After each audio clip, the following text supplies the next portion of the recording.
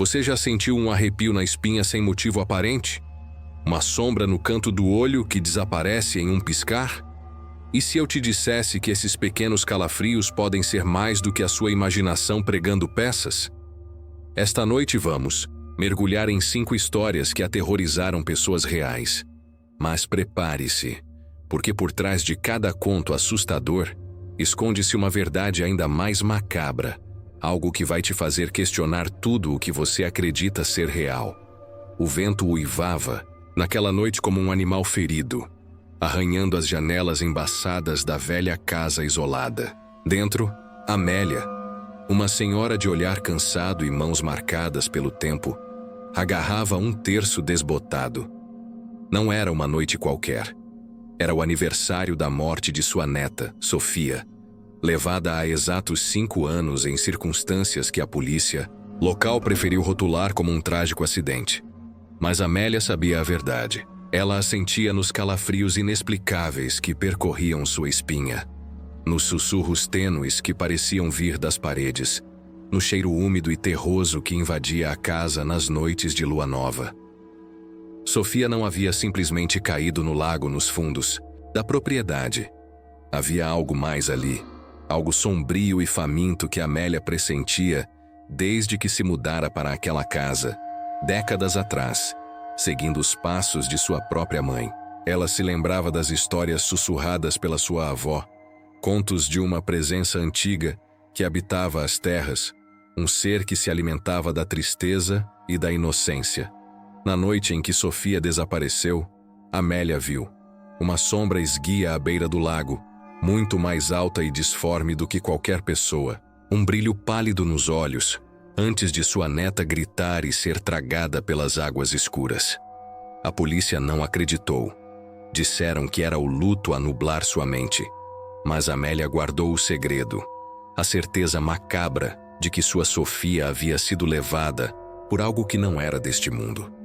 E naquela noite, o vento parecia sussurrar o nome da neta perdida, trazendo consigo a promessa fria de que a verdade, por mais dolorosa que fosse, seria finalmente revelada. Amélia vivia com o peso de um segredo terrível, uma verdade que a consumia por dentro, dia após dia, noite após noite.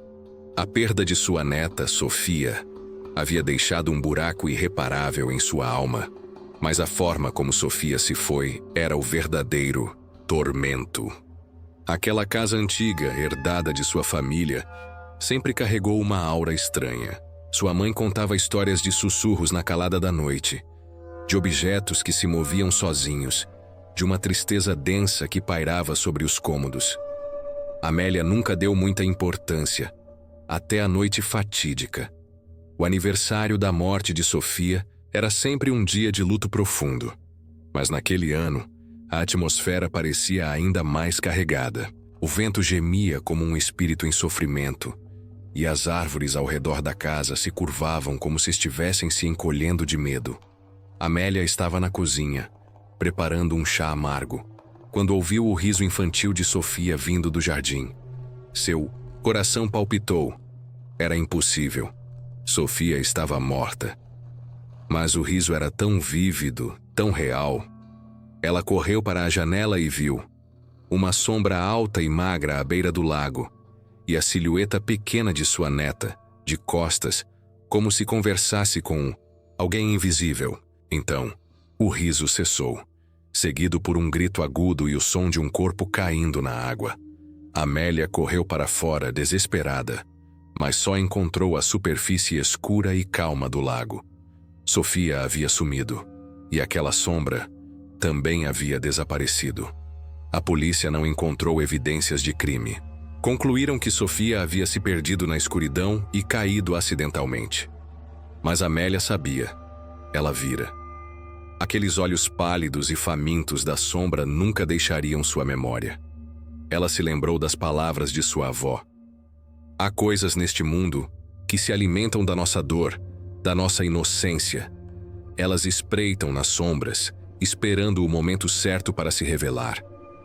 Amélia passou os últimos 5 anos vivendo com essa verdade macabra, presa em uma dor solitária, sabendo que a morte de sua neta não havia sido um acidente, mas sim o chamado de algo ancestral e maligno que habitava aquelas terras.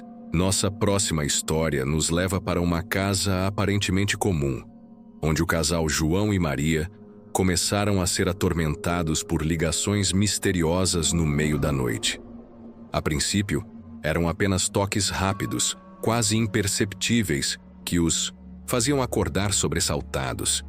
Com o tempo, as ligações se tornaram mais longas, e do outro lado da linha havia apenas um silêncio perturbador. Um silêncio que parecia respirar, pulsar, como se algo estivesse ouvindo do outro lado.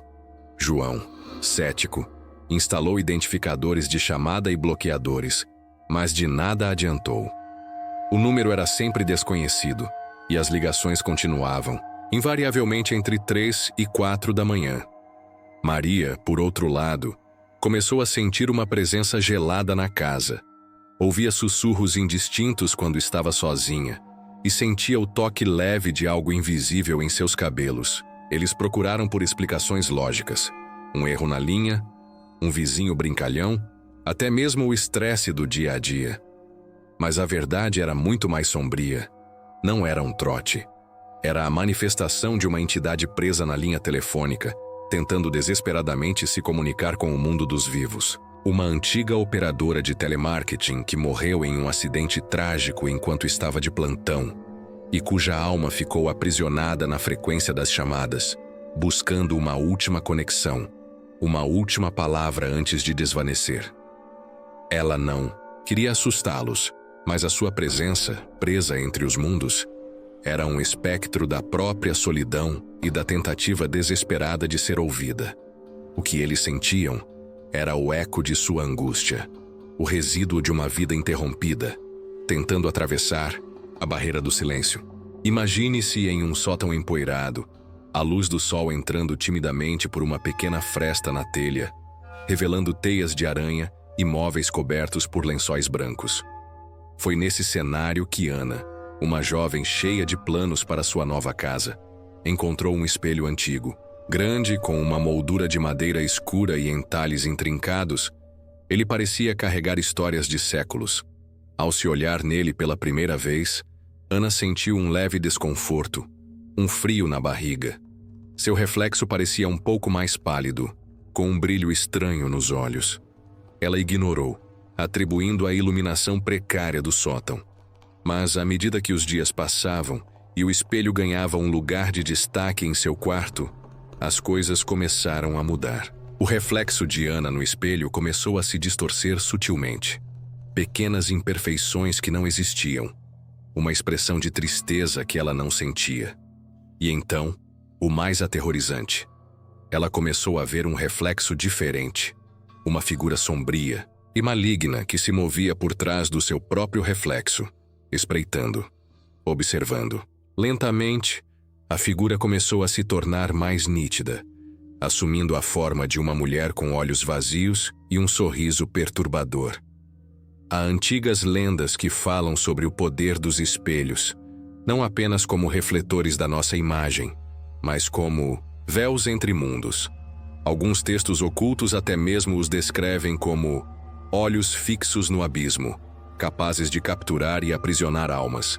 A verdade macabra era que o espelho não era apenas um objeto. Ele era um portal. E o reflexo maligno não era uma ilusão, mas sim uma entidade de outra dimensão, aprisionada do outro lado do vidro, que via em Ana a oportunidade perfeita para atravessar, para tomar seu lugar no nosso mundo. Ela estava sendo observada, estudada, e a cada olhar no espelho, a barreira entre as realidades ficava mais fina, mais frágil. A infância deveria ser um tempo de inocência e brincadeiras, mas para o pequeno Lucas, ela foi marcada por um medo que o acompanharia por toda a vida. Após a morte de sua avó, uma senhora excêntrica e cheia de histórias, Lucas herdou sua vasta coleção de bonecos antigos. Bonecas de porcelana com olhos de vidro, bonecos de madeira com roupas desgastadas, todos dispostos em prateleiras, observando-o com um silêncio perturbador. Inicialmente, Lucas os achava fascinantes, parte do legado de sua avó. Mas, com o tempo, A inocência deu lugar ao terror. Ele começou a notar que os bonecos mudavam de posição sozinhos durante a noite. Um braço que estava para baixo, agora estava erguido. Um boneco que estava sentado, agora estava de pé. E então, os sussurros, tênues no início, como um chiado distante, mas que foram se tornando mais claros, mais distintos. Vozes infantis e velhas misturadas, chamando seu nome, rindo. Ele contava para seus pais, mas eles atribuíam à imaginação fértil de uma criança que sentia falta da avó. A verdade macabra, porém, era muito mais profunda. A avó de Lucas, uma mulher que dedicou sua vida a ajudar espíritos perdidos a encontrarem a paz, havia transformado cada um daqueles bonecos em um receptáculo. Não eram apenas objetos, eram lares temporários para almas que não conseguiam seguir em frente, espíritos perturbados que ela acolhia e tentava guiar. Com sua morte, esses espíritos ficaram sem a orientação, presos nos bonecos, e a presença de uma criança inocente, Lucas, despertou neles uma nova forma de interação, uma desesperada tentativa de serem percebidos, de continuarem existindo. O que Lucas sentia não era maldade, mas a agonia de almas presas, o lamento de quem não encontra seu caminho, e a tentativa desesperada de comunicação, usando os bonecos como seus únicos portais. Nossa última história nos leva a um lugar onde a natureza e o terror se entrelaçam de forma indissolúvel. A Floresta Proibida. Em uma pequena cidade do interior, existia uma floresta densa e sombria, cercada por lendas e avisos de perigo. Os moradores mais antigos contavam histórias de pessoas que se aventuravam por lá e nunca mais retornavam. Diziam que a floresta tinha vida própria, que respirava, que se alimentava. Mas um grupo de amigos, jovens e cheios de uma coragem imprudente, decidiu ignorar todos os avisos. Munidos de curiosidade e celulares, eles se aventuraram nas profundezas da Floresta Proibida, rindo das lendas e buscando uma aventura. A princípio, tudo era divertido. As árvores altas e retorcidas, o chão coberto de folhas secas, o cheiro de terra úmida. Mas à medida que se aprofundavam, a atmosfera começou a mudar. Os pássaros pararam de cantar. O silêncio se tornou esmagador, quebrado apenas pelo som de seus próprios passos. E então, um por um, eles começaram a desaparecer. Primeiro, um deles se afastou para tirar uma foto e nunca mais voltou, como se tivesse sido engolido pela mata. Depois, outro enquanto buscava por ele. Nenhum grito, nenhum rastro, apenas o vácuo de sua ausência. Curiosamente, estatísticas não oficiais apontam para um número significativamente maior de desaparecimentos sem explicação lógica em certas regiões florestais remotas, levantando questões que a ciência convencional não consegue responder. A verdade macabra era que a Floresta Proibida não era apenas assombrada. Ela era um organismo vivo, um predador ancestral que se alimentava de suas presas. A floresta manipulava a realidade, desorientando suas vítimas, criando ilusões e sons para atraí-las para o seu interior, onde as consumia lentamente, absorvendo sua energia, sua vida, tornando-se mais forte a cada nova alma que devorava. Os amigos não desapareceram. Eles foram absorvidos, tornando-se parte da própria floresta, seus ecos se juntando aos sussurros dos que vieram antes deles. Estas foram apenas 5 histórias, 5 sussurros da escuridão que romperam o véu da nossa realidade cotidiana. Histórias que nos lembram que nem tudo o que tememos está à vista, e que, por vezes, a verdade por trás do terror é muito mais sinistra do que a própria lenda. Amélia nunca teve justiça pela sua Sofia. As famílias que perderam seus entes na floresta nunca encontraram respostas. O casal das ligações nunca soube quem ou o que estava do outro lado da linha. A jovem do espelho viveu para sempre com o medo do seu próprio reflexo. E a criança dos bonecos, bem, algumas cicatrizes são invisíveis aos olhos.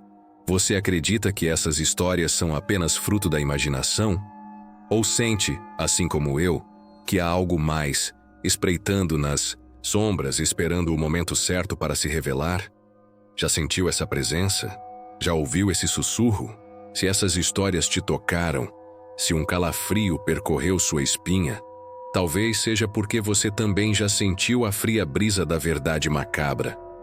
Se inscreva no canal, mas só se você realmente quiser continuar desvendando os segredos que a maioria prefere ignorar. E me diga nos comentários, qual dessas verdades macabras te deixou mais inquieto?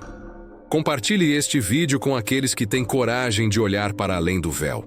A escuridão se alimenta do nosso silêncio. Vamos iluminar essas sombras juntos.